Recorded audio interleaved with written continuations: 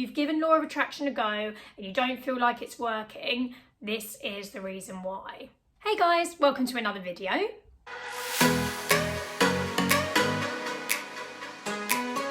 So basically, in the last video, I was explaining how the law of attraction is working with your dominant thoughts.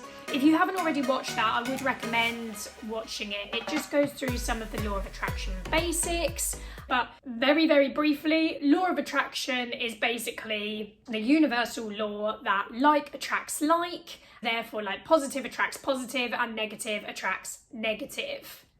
But where does this go deeper?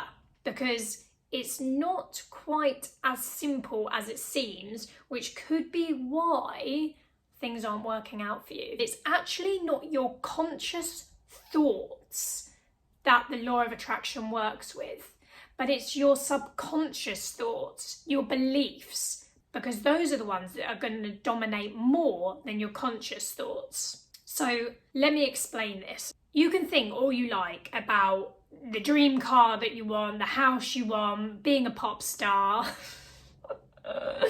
A pop star. No, but seriously, anything that you want, you can think about it, right? But just because you consciously think about it, it doesn't actually mean it's going to come into your existence if you don't believe that it can. Because here's the thing, it's almost like you have two dialogues going on in your head, right? So you can be sitting there thinking, okay, well, the law of attraction says I can think of anything I want and therefore it will come into existence. So, okay, so I'm a singer. So next month, I want to be singing on stage with Beyonce and have a new #1 hit single with a massive, massive audience.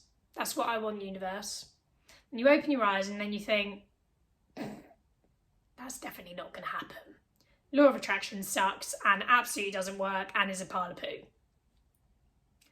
Can you see how that actually isn't going to work because you don't believe it? You need to have goals and you need to have ideas and you need to have things in your minds that stretch you a little bit but are believable. So if you're a singer, I don't know why singers come to mind, I'm not even a singer, but if you are a singer and say you do 2 gigs a month and then you say to yourself, I actually am really good at singing, everyone always compliments me about my singing and I would really like to do more of it. So I would like to say do 2 gigs a week instead of 2 gigs a month. And you say that is going to be your goal for the next 6 months, okay? Now that may still feel a bit like, oh, like, can that really happen? But it is way more believable than saying you want to be on stage with Beyonce next month, So you are making a goal, you are setting out to the universe that that is what you want, and that is where you can start attracting more opportunities into your life. So you might see more posters going up. You might get talking to somebody in a pub that has got some sort of live pub night or know somebody where they want a wedding singer. Perhaps you put an ad on Facebook. Perhaps you write something on Instagram. Perhaps you make an effort to tell more of your friends and say, if you know anyone, please give them my number, pass on the message, whatever. So that you are starting to put yourself out there and you are starting to show your seriousness about wanting to sing more. Now, say 6 months, that feels a little bit too much of a stretch still. You could say a year. So you could say, okay, in 6 months to a year's time, I want to be doing 2 singing gigs a week. And that means I'm doing 8 a month and I want to be earning this amount. I want to be doing them here, here and here. And you sort of create your ideal situation. Now, going back a little bit more, if you extend it to a year and you still don't believe it, then maybe you need to start looking more inside and then thinking, why don't you believe that? Why don't you think those things can happen to you? Is it more to do with self-worth, self-belief? And actually, maybe you have some limitations that actually are preventing you from getting opportunities or preventing you from going any further, just because deep down you really believe that it won't happen for you, or it can't happen for you. And these things can go much deeper. You know, maybe at school you were in the lower groups and therefore you never really thought you would be successful. Maybe you've had brothers and sisters that are more intelligent than you. Maybe you've never really believed in yourself. Maybe other people haven't believed in you. Maybe something failed in the past. There's all these different things as to why we can believe that things can't work out for us. You just need to work out what it is for you. So going back to law of attraction, the missing piece of the puzzle is your belief. So like I said, if you're wishing for things that actually genuinely feel so out of reach for you, you're probably not going to attract them, because actually, although you think that you're thinking that's your dominant thought, it isn't. Your dominant thought is actually that you don't believe it can happen, and this just becomes sort of some creative activity. Vision boards. Okay, so vision boards are really good for some people. For those of you that don't know, a vision board is... Oh, let me just go and get mine actually. So, this is a vision board. Oh, it's a little bit... Sorry, the reflections aren't great. Okay, but it's basically a board and it has loads of stuff on it that you either want in your life. A vision board can be really creative, and it can basically really get you thinking outside of the box, because just for a moment you're thinking, okay, what is my dream life and what would I love? And you get loads of pictures, loads of cuttings, and then you present it all in a really nice way. And mine sits up on my drawers and I literally absolutely love it. But this is a point where you have to really tune into yourself and work out how you feel. Because say you've put on there a beach house in LA and your dream car and however much money you want to earn, right? And then you look at it and you think, oh, I actually just don't see that happening. Like, I just actually honestly don't believe it. All you've then created is a board. There's a constant reminder of what you don't think you can achieve.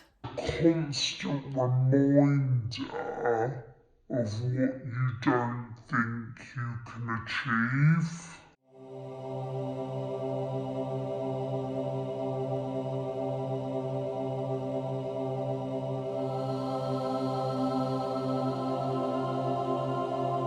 So just tune in. I would actually encourage everyone to do a dream board, because I think it can be really creative. It gets us really thinking, and sometimes we can be really, like, we can forget to dream.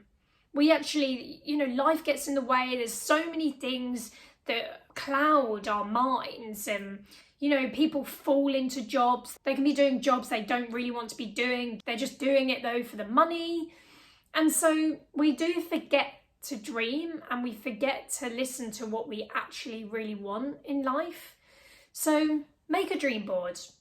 Do everything that where you want to live, the type of house you want. Do you want a family? Do you want dogs? What car do you want? How much money do you want to be earning? What would your dream job be? Where do you see yourself? What do you want to go on loads of holidays? Where do you want to go?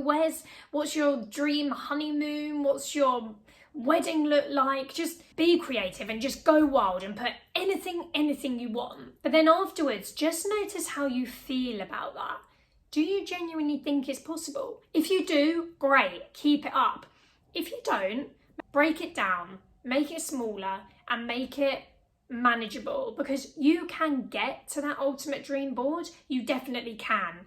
But the key is you have to believe that you can. So in order to get to that point of believing you can, you've got to make smaller steps. You've got to start achieving smaller things, which will then start letting you realise that you can attract bigger things into your life. Say you've got a dream car on there.